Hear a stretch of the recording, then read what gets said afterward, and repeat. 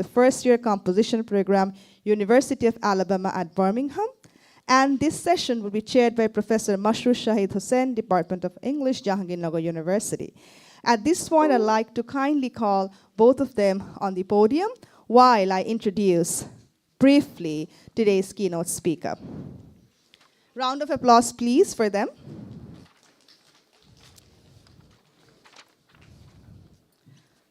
Madam, sir, wherever you're comfortable, likely in the middle would be good. So we have Dr. Lilian Mina. As I said, she's the Associate Professor of English and Director of First-Year Composition Program, University of Alabama at Birmingham.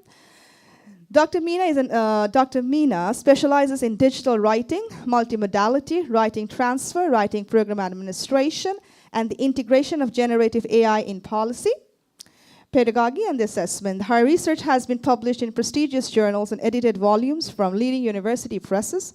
Recently appointed as Director of Institutional Assessment at the Office of Institutional Effectiveness and Analysis, IEA, Dr. Mina leads university-wide assessment work, provides training for faculty and program directors on enhancing assessment practices. This is a short brief of what she does. I'm sure she does tons of things which we would get to know. While we will get to know her, we'll understand.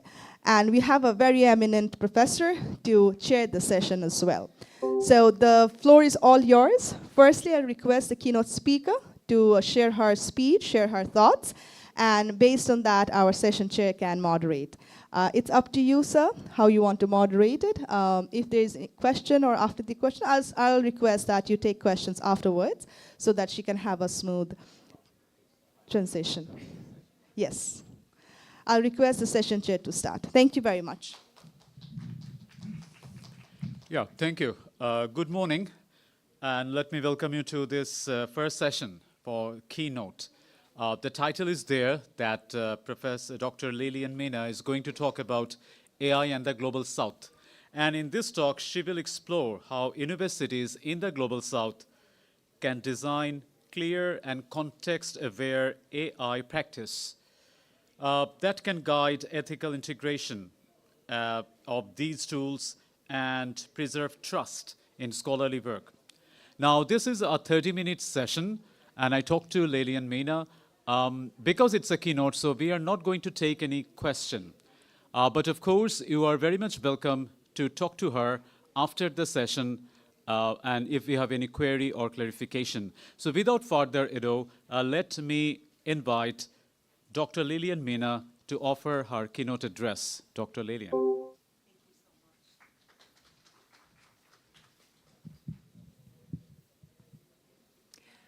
Thank you so much for all the warm introductions and for welcoming me here at American International University, Bangladesh. It's my honor and privilege to be here talking to you today. Thank you for being here and spending the next few minutes with me. So as you can see on the screen, my topic title or my speech title today is AI in the Global South, Crafting Policies as Frameworks for Strong Academic Work.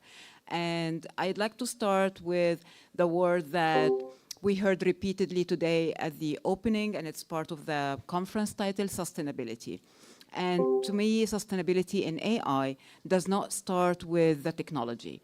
It will never start with the technology. It starts with policy. A shared understanding of what we value, how we protect students, what kind of academic work we imagine for the future of Bangladesh. And with that,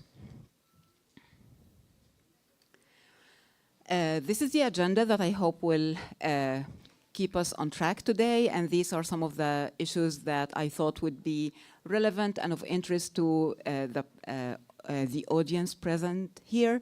AI in Bangladesh and in the Global South, policy as a framework, why policy matters, AI ethics, multi-level policies, and some case studies or scenarios before we wrap up with the takeaways from today's keynote. So let's start with AI in Bangladesh.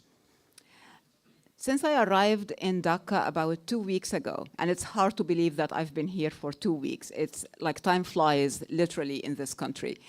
I've interacted with hundreds, and I'm not exaggerating, hundreds of academics, teachers, scholars, university administrators, school teachers, teacher trainers, hundreds. I'm not exaggerating, I promise you.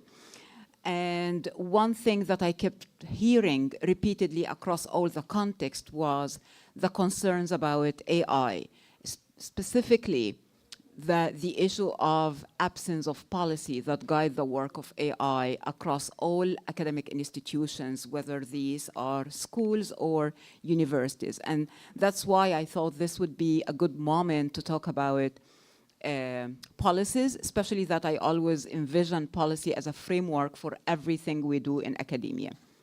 Without accounting for the local realities of Bangladeshi education system and its uniqueness, creating detailed policies, designing innovative curriculum and intricate pedagogical plans will crash. We have to always account for the specifics of the education system and realities in Bangladesh. Many of us fear that AI will replace teachers. I'm here to reassure you that in Bangladesh, where teachers manage at least 50 students in exam-driven learning environment, often with limited resources, AI isn't here to replace you. It's here to help you reach every learner. The question isn't, will AI change teaching? But the more important and more pressing question is, who will control that change? Change is coming, but who will derive that change? You or the technology? I'm here to not answer that question, sorry to disappoint you, but to encourage you to answer it yourselves as we engage in today's session. At the essence of this talk is the premise that AI is not a threat or a savior. It is a technology whose impact depends on human decisions. And of course, as you can see on the screen, we have the intricacies of all the Bangladeshi context, from the diverse access to technology, high-stakes exam-driven environment, teacher workload, strong commitment to student success, and growing interest in AI literacy that I have witnessed in my workshops and interactions with academics since I arrived in Bangladesh. AI in the global south is not AI in the West. We cannot import policies and frameworks and strategies and pedagogies that were created in a completely different environment, completely different culture and settings, and we expect them to work seamlessly or smoothly in Bangladesh or in the global south in general.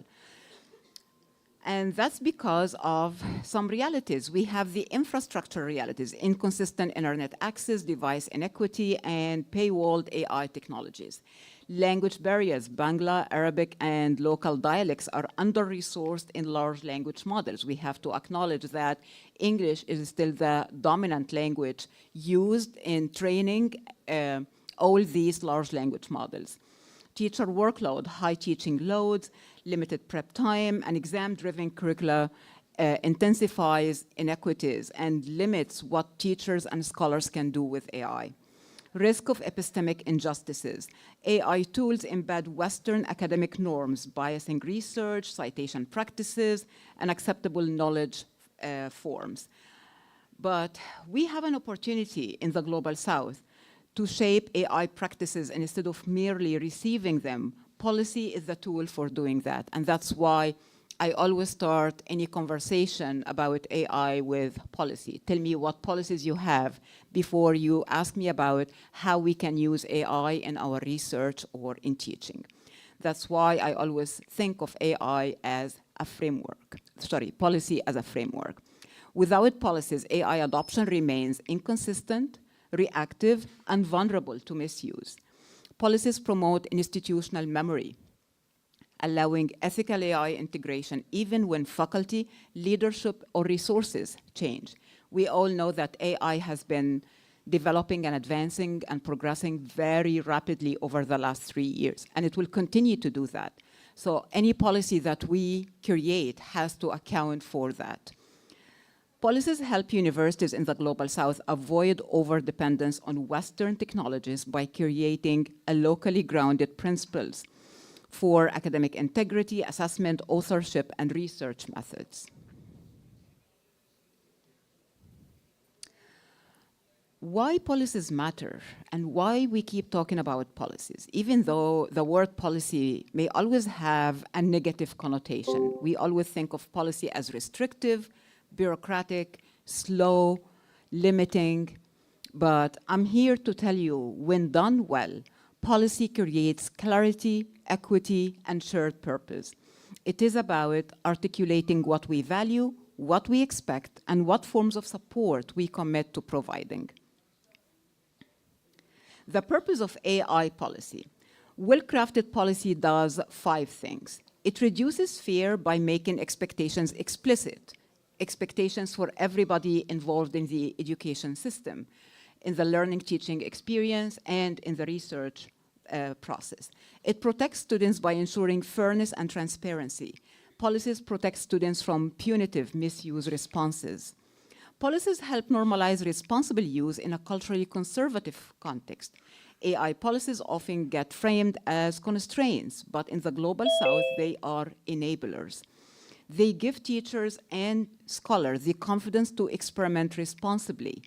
Policies normalize creativity by providing safe boundaries for everybody to work within without fear, without an anxiety of what will happen if somebody tells me this is not allowed. What safeguards ensure that creativity doesn't compromise academic honesty? Policies guide resource-limited institutions towards sustainable implementation. Here it is again, the word sustainability. We've heard a lot this morning, and I'm really thankful for everybody who brought this up. In Bangladesh, as in many countries, globally, not just in the global south, AI adoption varies widely. Some teachers and scholars have experimented with tools, others are still unsure. Some institutions have drafted guidelines, others are still waiting for direction. This diversity of experience is not a weakness. It is an opportunity to create policies that meet teachers and scholars where they are, listen to them, and account for what they want in these policies. AI ethics in the global south, again, are not the same as universal AI ethics imported from other contexts. The pressing questions we need to ask and consider as we draft policies include focus on data sovereignty. Where does students' data go? Where does research data go? This is very important in a country or in a region that's trying to increase its research productivity, publishing in international journals, having access to high-index journals, and facilitating researchers access to high-quality research. Access. Do students need paid tools to succeed? My brief answer is no. Cultural linguistic representation. This is huge in the global south. Are models biased toward Western content and worldviews? And the answer again is yes. Exam-driven system pressures. How does AI fit into high-stakes assessment cultures? This is huge because everybody wants to experiment, wants to use AI, wants to integrate AI, do research with AI or on AI. But then we are always encountered with the problem of exam-driven culture. Policy provides the ethical scaffolding necessary to respond in a Bangladesh-specific way. The Global South should not simply inherit AI practices from the West. Through policy, we can design AI use that reflects the cultural values that we believe in, our teaching practices, and our research priority. Policy doesn't happen only in ministries or universities. It happens in tiers. And that's why every time people talk about policy, I always ask, it's like, what level are we talking about? I know nationally there has been a draft of a policy that's been sitting out there since 2024. I kept checking before arriving in Bangladesh to see if that has materialized in an actual policy. So far, it hasn't. And given the situation right now in Bangladesh, it may take a minute until we have a policy, a national policy for the use of AI. So, and universities don't want to wait. Teachers and researchers and students are already engaging with AI and need the guidance of a policy.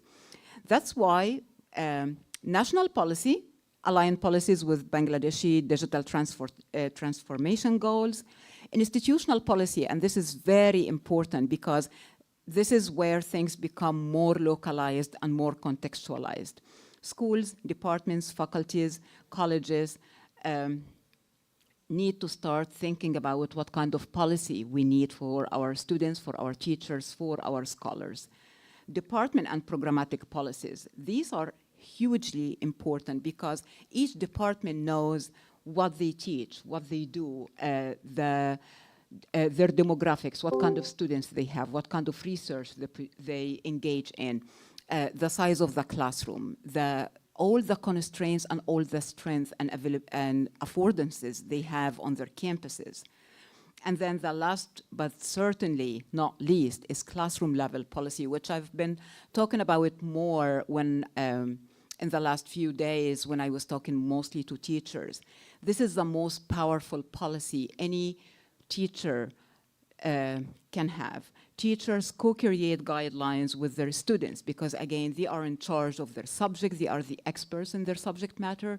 They know their students. They know the curriculum. They know the constraints they are working within. They know what kind of integration they would like to have for AI in their teaching and research context. So teachers can play a huge role in crafting and drafting and starting this movement of creating classroom level policies. What's acceptable, why, what isn't acceptable and why. That small practice alone dramatically reduces confusion and misconduct and removes all that punitive approach out of our classrooms and allows us to create and innovate and experiment with AI. Building on that, I don't know why it's not moving. Okay, here we go. So without policies, yes, nothing will happen much. And I have here, I try to envision being part of a Bangladeshi university. And as an academic here, I always have two concerns or two pressing issues on my mind, teaching and research.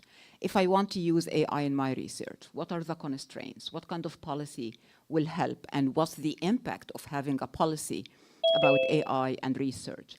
So that's why I gave myself the liberty to create 2 case studies, or you can think of them as scenarios. And these are, as I always say, these are adaptable. So think of them as just this scenario that you can take and change anything in that to see, does this work for my context? Does this work for my university, my professors, my faculty?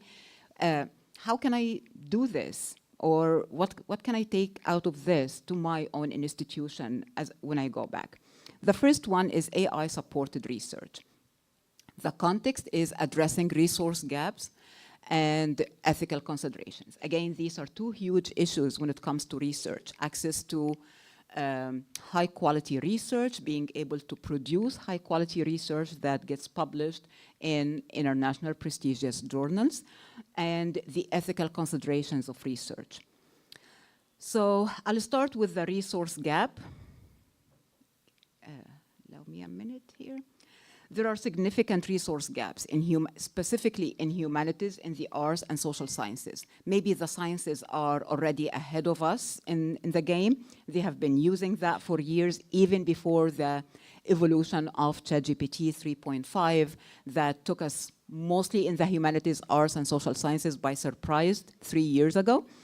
But that's why we say there are significant resource gaps in the humanities research, leading to increased experimentation with AI tools as a means to enhance research capabilities and outcomes. But there is always a fear in the back of our minds as we do these. It's like, what's going to happen if somebody flags my research as AI generated? Will I be able to publish? Will I be able to get my promotion? Will I be able to move up and get better opportunities elsewhere? This is always a concern for all researchers. And this is the ethical concerns. So ethical Ethical data handling is critical. How we handle research data, especially if it involves students. If we do work with the students as research, so what's going to happen to that data, especially if we feed it into a large language model. As universities face challenges with disclosure of AI use and ensuring balanced guidance for students utilizing these advanced technologies, for researchers using AI in the research or doing research on the role of AI in their specific fields and in their classrooms as an action research and things like that. So these are the two important concerns that researchers may face on our campuses. This means that the policy needs to be responsive to these concerns, addressing AI ethics and impact. Ethical guidelines. AI ethics and methodology guidelines emphasize sensitive data restrictions and require proper disclosure of AI use to ensure research integrity and transparency. Having a policy that tells scholars how to use AI responsibly and ethically in the research, how to report and disclose the use of AI in the research, and how researchers can ethically and responsibly protect the data they have gathered in the research, specifically, again, if it includes any private information from their students. This is the proposed policy. By implementing these guidelines, the university may witness an increase in proposal quality because the researchers know their parameters, what the boundaries within which they work. Fostering ethical standards, boosting faculty confidence in AI-supported research. Once we have a policy in place, people feel confident. Okay, now I know what the expectations are, what the guidelines are, what I'm supposed to be doing or not doing with AI. Now I can embark on doing that research that I've been dreaming about for the last couple years. Now I have the confidence to do that research because I know what's there to protect me and what my responsibility is in doing that research. The Global South lesson here is this policy ensures academic integrity while empowering resource-limited institutions, again, to effectively utilize AI technologies and tools.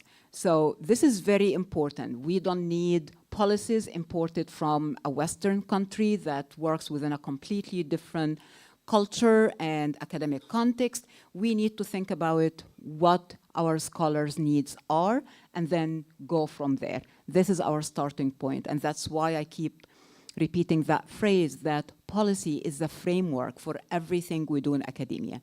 Otherwise, everybody will be scrambling. There is a lot of fear and anxiety, stress, or at the end of the day, most probably misuse of AI technologies. The second scenario, because I always describe myself as a teacher scholar, so I cannot leave the teaching part out of, because at the end of the day, even all of us as scholars, we teach. And we have a lot of constraints again. We have a lot of questions about using AI in teaching. AI-enhanced teaching materials. The context, AI in teaching environments, I have two things here. First one is class size. This is something every single teacher, either at school or university level in Bangladesh, deals with. Class size, large general education classes, especially in the general education or core or required courses. We have a large number of students sitting in our classes, and if we teach 3-4 classes every academic term, this means that most probably hundreds of students in our classes. This is a huge problem if we want to experiment with the use of AI, and this becomes a challenge in our context. Large general education classes create challenges for personalized instruction, leading to potential over-reliance on AI, which we don't want to happen. That may not address unique student needs effectively. Personalized learning is one of the huge promises of AI technologies. But in order to use AI to create personalized learning experiences for the diverse students we have in our classes, we need to know what the guidelines are, what we are allowed to do, what we're not allowed to do. And then the second thing is quality assurance. If your university is having something like accreditation or quality assurance from the department, from the faculty, from the university, from the ministry, from Commission of Higher Education, you have multiple layers that always ensure that everything is going according to plan and it's ethically conducted. So with variable AI usage, ensuring quality in materials and assessment, and this is now my reality as a director of institutional assessment at my university. I have to deal with that, not at one department, but almost 300 academic programs at my university. This becomes a challenge. Educators must remain vigilant against over-dependence on automation that could compromise learning outcomes. We don't want automation of our learning. We don't want to lose that personal relationship that we have with our students, because this is something that we value, especially in the humanities, arts, and social sciences. We pride ourselves on these relationships that shape our teaching and shape our classrooms. So what's the way out of this, or the way forward? Teaching quality assurance. So all AI-generated materials undergo thorough human review to ensure quality and relevance, mitigating the risks associated with automated content generation. So we can encourage teachers to actually experiment with creating individualized and personalized learning materials for their students, but we need to put guidelines to ensure that everything created and generated with AI is human, undergoes human reviews. As some of you may have heard me in other workshops and talks here in Dhaka, I kept saying that most of the content that was fed to AI was not from this part of the world. It was mostly from the Western Hemisphere, which means that it has a lot of bias, it has a lot of cultural norms and social norms and political ideologies that are not compatible with Bangladesh or other countries in the global south. So that's why it's essential, it's crucial that everything produced by AI that will be used in the classroom be reviewed by humans. Humans who understand the culture, the context that these materials will be used in. Record keeping, a robust record keeping system is implemented to track AI usage and outcomes, facilitating transparency and accountability in the teaching process. And I'm sure if you are a scholar, something is turning now in your brain. It's like, I can do a research project on this. There is a lot of potential for research. And for me, as a teacher, scholar, I always think of anything teaching related as an opportunity to do research. And then the Global South lesson here, it serves as workload equalizer. So if you have 200 students every term that you teach, you don't have to struggle. You don't have to spend much time. This can help you with your workload, providing resources to enhance educational quality without compromising standards, because everything is being reviewed by humans from the same context these materials will be used. So this ensures the quality and the standards of that context. So I hope these two scenarios or case studies have given you some starting point to think about creating institutional or departmental policies for your teachers and scholars. And this gets us to the policy takeaways. Policy should protect, not punish learners, scholars, and teachers. Policies should help teachers feel supported, not surveilled. One thing I keep going back to, something I read at the very beginning of the AI revolution 3 years ago. Policing is not pedagogy. If we insist on policing teachers, students, scholars, we will not make any progress in the use of AI in our universities or in our education system. Policies should help teachers feel supported. Policies should empower everyone in the education system to understand and articulate their own processes, their own thinking. Start small Again, this is something I know many, if you have been to any of my workshops before, you heard me say this a lot. Don't start big. Don't think that I have a sweeping, comprehensive policy that works with every single classroom, with every type of research methodology, with every kind of discipline or field. No, start small. Even a classroom AI note can shift culture about the use of AI in both teaching and research. Use principles, not strict rules, because rules will change, technologies will change, administration will change, who's in charge will change, faculty and teachers will change. We need something that endures beyond those changeable elements. Center humans, teachers, scholars, and learners, and share successes. This is how we create that ripple effect. We tried something in our department and it worked. Why not share it with another department to start tweaking, modifying it for their own context and their own discipline? And I conclude with key policy takeaways in the Global South. Policies must be linguistically inclusive, not only English-based. Not every student in our education system needs to be English fluent or English literate in order to be able to use the policy, understand the policy, and work within that policy. Policies should account for infrastructural inequalities. Policies should empower, not police, again, faculty experimentation. Policies must support ethical, sustainable, culturally grounded academic work. Policies anchor the long-term integration of AI in research and teaching. As I wrap up, I want to return to the heart of this keynote. AI will evolve rapidly. Tools will come and go. Policies will adapt, but some things will never change.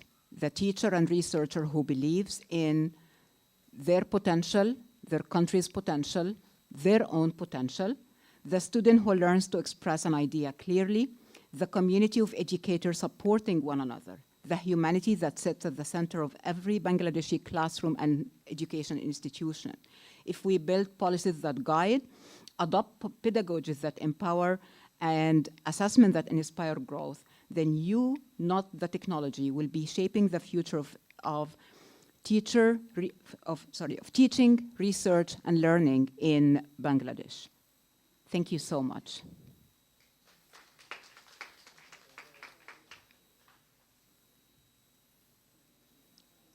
I don't think we have, yeah, thank you. So I don't know if you, we said, depending on the schedule, yeah, I'm fine with that if you have time. Yeah, you're in control of the schedule, so. Okay. So we should.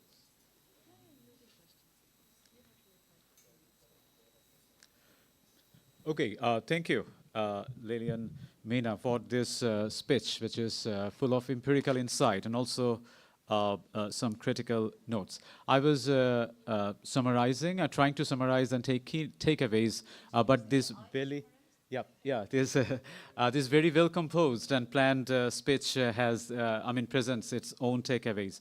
The important point I found that it starts with policy and ends with policing. And I love that last statement, near the last statement, that is pedagogy is not policing. So the important point, or I think the primary takeaway of this speech is that AIA is not simply about technology, but chiefly it's about policy. And also the statement that when we talk about ethics or efficacy of AI, surely we need to customize and localize it. That is, AI in the Global South is not AI in the West. So this is something, and therefore there is a framework, that is policy as a framework, and that is, I think, the key part of this speech, and how we can customize or localize this policy so that we can make a good use of it. An important part of that at what level these policies will work, and that also clearly restated, that is from the national level to the classroom, where actually the teachers interact with students. And this is important, that it's the making policy at every level that is crucial, both to make use of the productive use of the restraints that AI offers, and also optimize the potential that AI offers. So these are some samples, some case studies, and the case studies also offer some policy response to all the restraints and all the optimization that AI offers. So from policy to not policing, education and pedagogy is something that we must take away out of this keynote. And surely this keynote really sets the key to today's conference that address and broach issues of ethics, sustainability, and creativity. Thank you, Dr. Lilian, Mina, for this session. We may take some questions if you have any or observations, but it should be short because we have 2 or 3 minutes. Or we can take the questions now, or Lilian may respond to the questions sometime later. So we may take some questions so that Lilian also understands some issues that she broached. So any question or observation?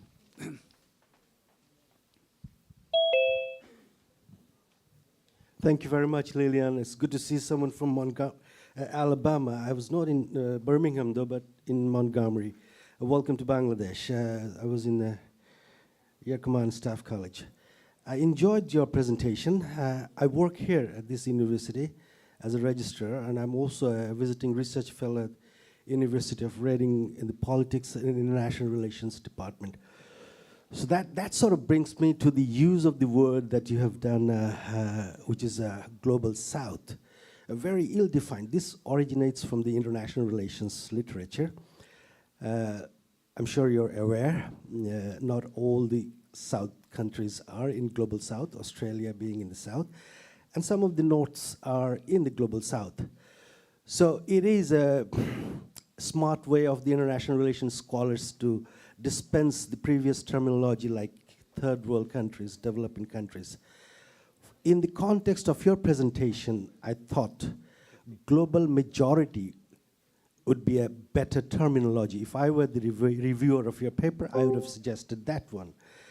I'm sure you're aware, Martin Demeter, she is a good writer on this AI use. That could be also a reference for this. But I have a more substantial question, actually, which hasn't come in your presentation or haven't been addressed, because this is my area of how I see civilization moving.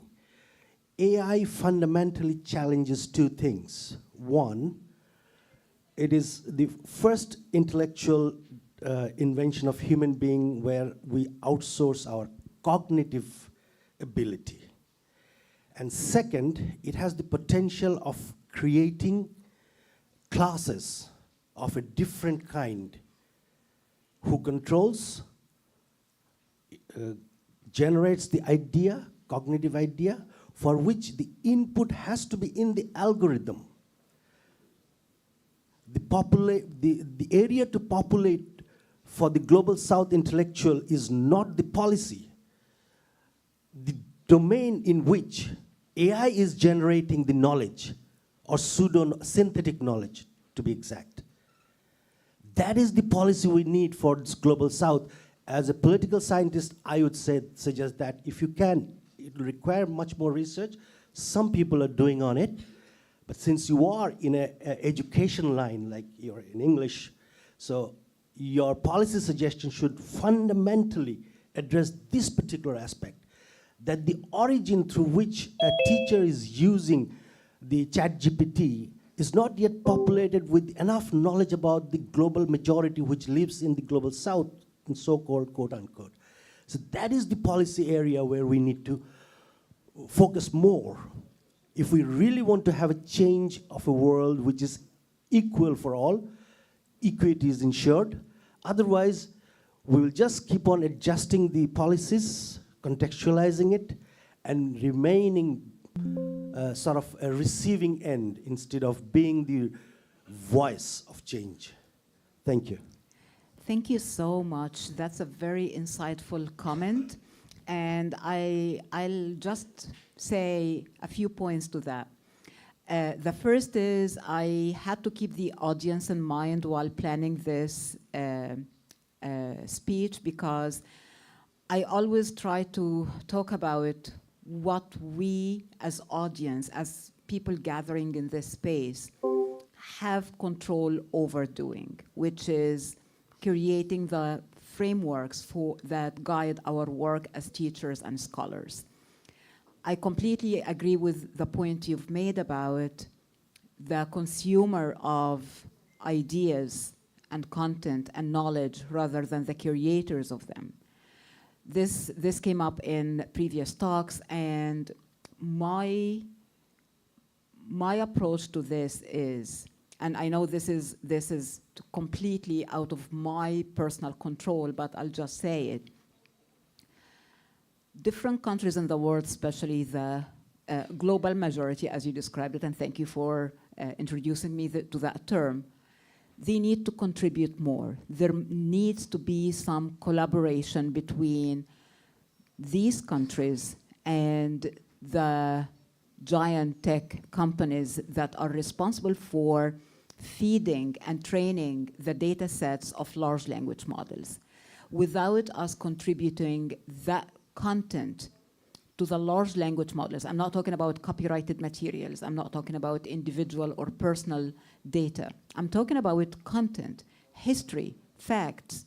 There is a lot that we can contribute, not just the knowledge, but the language itself. They need to be part of those large language models, because otherwise, I agree with you, we'll continue to use content, knowledge, theories, pedagogies, research methods, everything that was produced in the West without having contribution. The problem happens when people refuse to engage with the large language models in any way, either by using or just correcting the output that they receive. It's like, oh, that's biased. Okay, end of discussion, we end the conversation here. How about pushing back and correcting the idea that you see in that content? How about pushing back and correcting? It's like, no, that's westernized, that's a Western perspective, Western-centric view, and people in my country have a different view, and here's the view. This is how we start contributing, even at the very individual level, to these large language models and correct the misrepresentation and the just one-way knowledge making that has been happening for decades. So I know that contributing content to large language model data, training data sets is a huge endeavor, and many people resist just the idea of like, no, we don't want our content to be there. It's like, it's your choice whether people will continue to use one-sided knowledge or engage with diverse knowledge. So thank you so much, but again, today I try to be mindful in the 30 minutes I have to focus on content and ideas that may be relevant to most people in the audience and people think that they can actually have control on and take back to their institutions, their classrooms, their universities, hopefully to use even a small bit of it. But thank you again, that was very insightful, I appreciate that. Yeah, thanks to the audience who made the question and also the answer. We may not take any more questions, but surely the points raised is very crucial. That is the global majority, what we call global north, may comprise kind of 10% of the people. So Chris Hammond, a world literature specialist, he called it the 10%ers, that how the 10%ers dominate the world. And not only dominate the world, dominate the AI data. So of course, there is data colonization and also data monopoly. And very interestingly, the points raised by an audience is the issue that he addressed in a speech just 1 week back titled Decolonizing AI. That is how this AI data have already been colonized in the sense that it has a very limited kind of resourcing. So surely the Global South, if even the term itself is problematic maybe, that how Global South may contribute to the development of what we can say the linguistic and cultural corpora from which AI resources itself. Thank you, everyone. On this note, we are closing this first keynote session, and we should close it with a huge round of applause for the audience and the keynote speaker. Thank you, Dr. Lilian, Mina.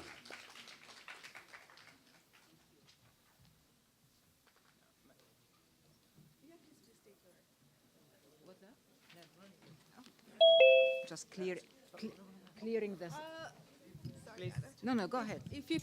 If you could stay back, there is a token of appreciation for our esteemed keynote speaker and a wonderful session chair of the keynote session. I request our Pro VC sir, respected Pro VC sir, to come on stage, and Dean sir as well, to come on stage to share this token of appreciation. Oh, we have another Dean of Faculty of Business Administration. Sir, if you could also grace the stage. And the photographers, yeah, they're there.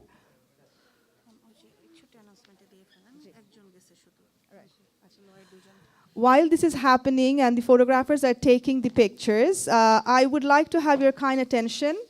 There is a session going on track 3 law, and we are missing 2 of the attendees. If any presenters are here whose session is right now, please go to your designated room. Muhammad Abu Bashir and Abdul Rahim. Muhammad Abu Bashir and Abdul Rahim, if you're here in the auditorium, we are waiting for your parallel paper presentation in track 3. Are you here?